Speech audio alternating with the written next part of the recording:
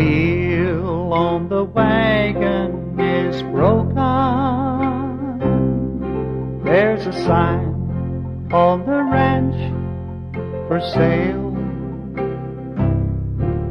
It seems like I have lost everything,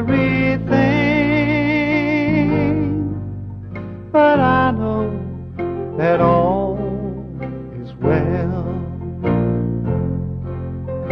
All is well if he sends me to hell. I still love him anyway, and I'll always love him right to the end, even to my dying day, even to my dying day. William Marion Branham, some called him Brother Bill. He was born April the 6th, 1909, at 5 o'clock in the morning, in a little log cabin near Burkesville, Kentucky. The morning of his birth, the old midwife washed the baby and put it in the arms of its mother. She walked over to open up the little wooden window of the cabin so the young mother could see her firstborn. As she opened the window, there was an old robin sitting by the side of the little bush, just singing for all that was in him. Brother Bill always loved robins. Upon opening this window, a supernatural light come whirling in and went down on the bed where the little mother was holding her baby in her arms. When this child was 18 months old, he saw his first vision from God. At 7 years old, he was packing water from a well one warm September afternoon. And as he was walking up the lane, he heard a whirlwind that was caught in a poplar tree about halfway up. He looked up at it, and an audible voice spoke these words to him: "Don't ever smoke or drink or defile your body in any way. There will be a work for you to do when you get older." In his early 20s, he gave his heart to God and later began to preach the gospel of Christ. At age 23, he was ordained by Dr. Roy Davis in the Missionary Baptist Church and was made a local elder for the church at Jeffersonville, Indiana. In June of 1933, he was baptizing 500 converts from his first revival. After baptizing the 17th person, the same pillar of fire that led Israel through the wilderness come right down over where he was standing and said, "As John the Baptist was sent forth to forerun the first coming of Christ, your message shall cover the earth and forerun the second coming of Christ." A little later on after this, he was married to a Christian girl named Hope Brumback. As time went on, one day he was returning home from a fishing trip in Michigan. As he crossed the Mishawaka River, he saw a great number of people gathering for a meeting. That's where he got acquainted with the Pentecostal people. They were quite demonstrative, and all this was a little new to him. They began singing, "I know it was the blood. I know it was the blood." Everybody began clapping their hands, and he said, "I wonder what kind of people are these?" Pretty soon a bishop got up and began to preach on the baptism of the Holy Ghost. The longer he preached, the more he was convinced that maybe there was something to this. Then somebody started speaking in tongues, and a woman come running as hard as she could.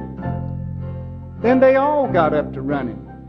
But you know, the longer he sat there, the better he liked it. There was something seemed to be real good. That night he prayed pretty near all night and said, "Lord, what is this I got into? I never seen such religious people in my life. Help me to know what this is all about."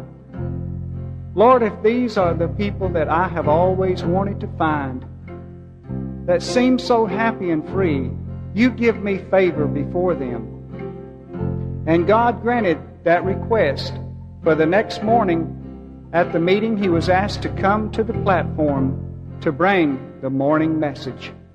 Come on up, Mr. Branham. We want you to bring the message. Oh, my. For all them preachers. All them people. I went slipping up, my face red, my ears burning. I slipped up seersucker trousers and T-shirts. Preacher. Baptist preacher going up to the microphone. Never seen one before. You see. I stood up there. I said, well, I don't know about this. I was fumbling real nervous, and I got over here around Luke 16, and I thought, and I got on the subject, and he lifted up his eyes in hell and cried. Now so I began to preach, and I got to preach, and I felt a little better, and I said, the rich man was in hell, and he cried. That little 3 words, like I have a lot of sermons like that. Believest thou this, and speak to the rock. You've heard me preach, Sam. And then he cried. I said, there's no children there. Certainly not in hell. Then he cried. I said, there's no flowers there. Then he cried. There's no God there. Then he cried. There's no Christ there. Then he cried. Then I cried. Something got a hold of me. My, oh my. I don't know what happened. When I kind of got to myself, I was standing on the outside. Then people got screaming and shouting and crying, and we had an awful time. When I come outside, there's a fellow walked up to me with a great big Texas hat on, big boots. Walked up and said, I'm Elder so-and-so, preacher. Cowboy boots, cowboy clothes on. I thought, well, my seersucker trousers ain't so bad then. Said, I want you to come down to Texas and hold me a revival. Let me put that down, mister. I put it down like that. Here come a fellow up with one of these little kind of a golf trousers on, where he used to play golf, they had them little blouse pants. He said, I'm Elder so-and-so from Miami. I'd like to... maybe dressing isn't so much of it. I looked at it and I thought, all right, so I grabbed these things and home I went. Wife met me and she said, why you sound so happy about Billy? I said, oh, I met the cream of the crop. It's the best you ever seen. Them people ain't ashamed of their religion, and I told her all about it. I said, and looky here, honey, a whole string of invitations. Them people. He said, they're not holy rollers, are they? I said, I don't know what kind of rollers they are, but they got something that I needed. See, I said, that's one thing, I'm sure. I said, I've seen an old man 90 years old come young again. I said, I never heard such preaching in my life. Why, I never seen a Baptist preach like that. I said, they preach till they get out of breath and bend their knees plumb to the floor and come back up, catch their breath. You can hear them 2 blocks away still preaching. And I said, I never heard such in my life. And I said, they speak in an unknown tongue and the other one tells what they're talking about. Never heard such in my life.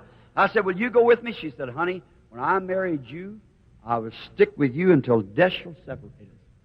She said, I'll go. She said, I will tell the folks. And I said, will you tell your mama and I'll tell my mama. So I went and told Mama. Mama said, well, sure, Billy, whatever the Lord's called you to do, go do it. And so Miss Brumback asked for me to come up. Well, she said, what's this you're talking about? And I said, oh, Miss Brumback, I said, you ain't ever seen such people. She said, quieten down, quieten down. I said, yes, ma'am. I said, I'm sorry. And she said, do you know that's a bunch of holy rollers? I said, no, ma'am, I didn't know that. I said, they sure are fine people. She said, the very idea, do you think you'd drag my daughter out amongst stuff like that? Said, ridiculous, that's nothing but trash that the other churches has thrown out. She said, indeed, you'll not drag my daughter out like that. I said, but, Miss Brumback, down in my heart, I feel that the Lord wants me to go with them people.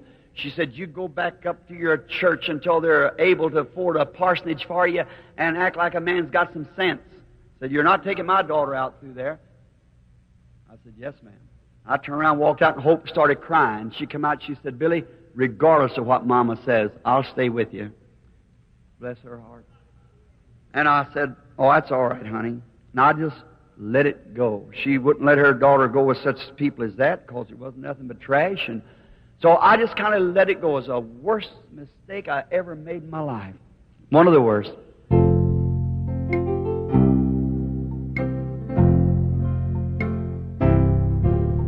The wheel on the wagon is broken.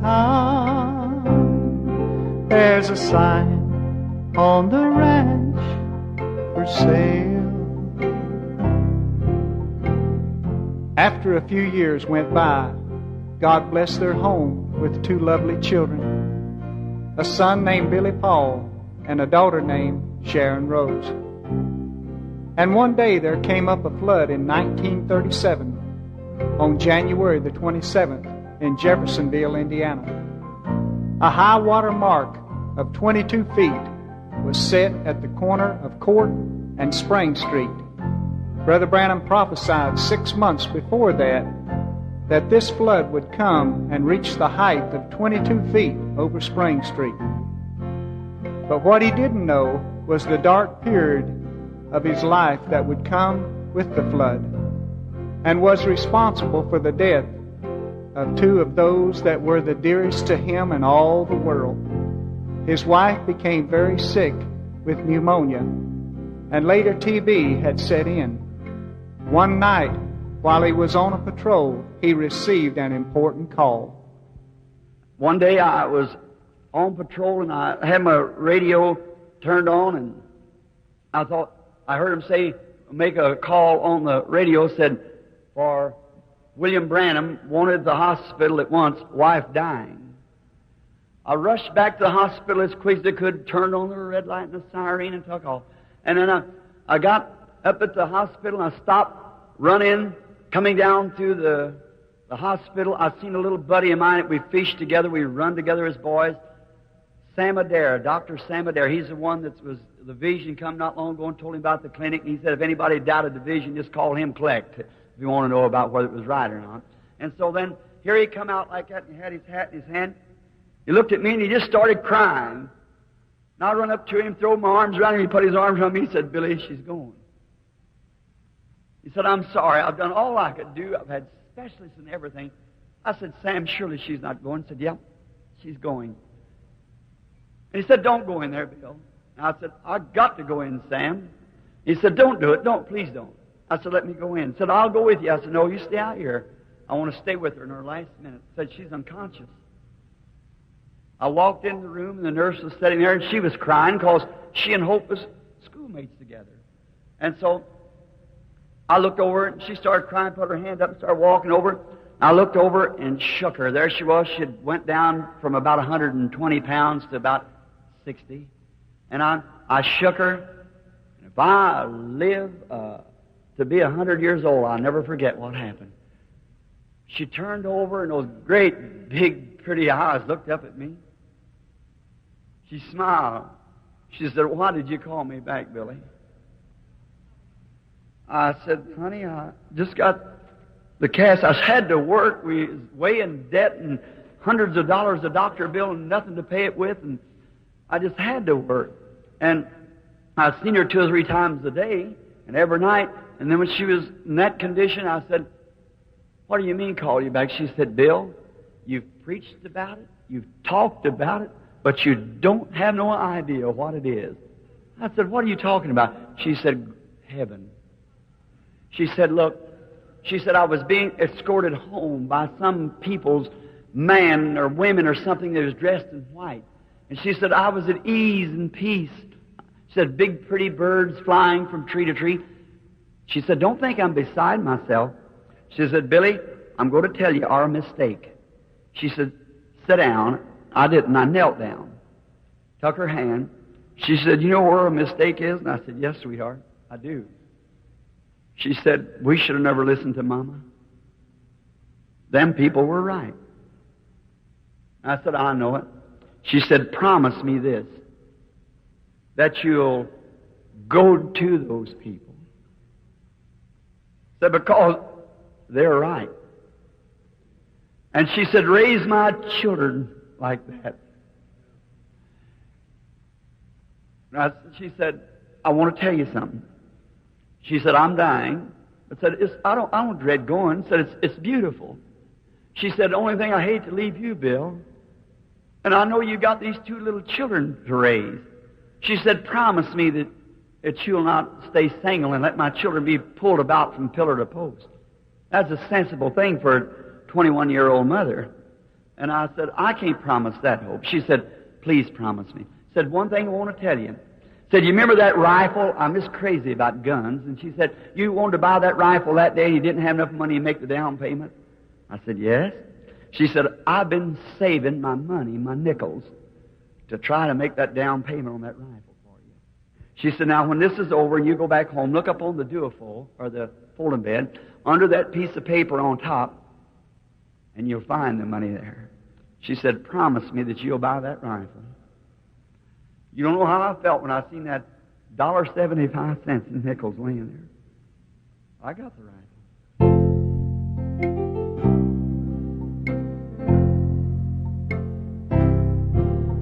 The wheel on the wagon is broken. There's a sign on the ranch for sale.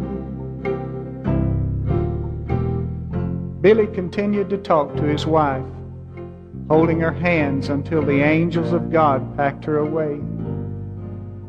He went home not knowing what to do. He laid down, and just in a little bit someone called him and said, Billy, and it was Frank Broy. He said, your baby's dying. And just in a little bit someone called me, said, Billy, there's Brother Frank Broy. He said, your baby's dying. I said, my baby? He said, yes, Sharon Rose. Said, Doc's up there now, and said she's got tubercular meningitis. She nursed it from her mother. And said she's dying. I got in a car, went up there, and there she was, a sweet little thing, and they rushed her to the hospital. I went out to see him. Sam come up and said, Billy, don't you go in that room. You got to think of Billy Paul. Said, she's dying. I said, Doc, I got to see my baby. He said, no, you can't go in. Said, she's got meningitis, Billy. You'd pack it to Billy Paul. And I waited till he got out. I couldn't stand to see her die, her mother laying down there in the undertaker's establishment. I tell you, the way of a transgressor is hard. And I went, slipped in the door, and when Sam went out, the nurse went out, I went out into the basement. It's a little bitty hospital. She's in an isolated place, and the flies is in her little eye. They had a little, what we call a mosquito bar, a little netting over her eyes. And she, with a little spasm, her little fat leg was moving up and down like that, and her little hands with that spasm. And I looked at her, and she's just big enough to be cute, about 8 months old. And her mother used to set her out there with her little 3 corners on, in the yard when I'd come up and I'd toot the horn, and she'd go goo, goo, goo, goo, reaching for me, There laid my darling dying. I looked down to her and I said, Sherry, you know Daddy? You know Daddy, Sherry? And when she looked, she was suffering so hard that one of them pretty little blue eyes had crossed. It like to tore my heart out of me. I knelt down. I said, Lord, what have I done? Have not I preached the gospel on the street corners? I've done everything that I know to do. Don't hold it against me. I never call them people trash. It was her that called them people trash. I said, I'm sorry it all happened. Forgive me. Don't take my baby. And while I was praying, looked like a sheet or cloth come down. I knowed he had refused me. Now there was the hardest and the most treacherous time of my life. When I raised up and looked at her, and I thought, Satan put in my mind, well, you mean as hard as you've preached and the way that you've lived, and now when it comes to your own baby, he'll turn you down. I said, that's right. If he can't save my baby, then I can't stop. I just didn't know what to do. And then I said this, I said, Lord, you gave her to me and you taken her away. Blessed be the name of the Lord. If you take even me, I'll still love you. And I put my hand over on her and I said, bless you, sweetheart. Daddy wanted to raise you with all my heart. I wanted to raise you. And raise you to love the Lord. But the angels are coming for you, sweetheart. Daddy will take your little body down and lay it on the arms of Mama. I'll bury you with her. Someday, Daddy will meet you. You just wait up there with Mama. When her mother was dying, she said, last word she said, Bill, stay on the field. I said, she said, if I'm on the field when he comes, I'll get the kids and meet. If I'm not, I'll be buried by you. And you go over on the right-hand side of the great gate, and when you see all of them come in, stand there and start hollering, Bill, Bill, Bill, just as loud as you can. I'll meet you there. I kissed her goodbye. I'm on the battlefield today. That's been nearly 20 years ago. I got my date with my wife. I'm going to meet her.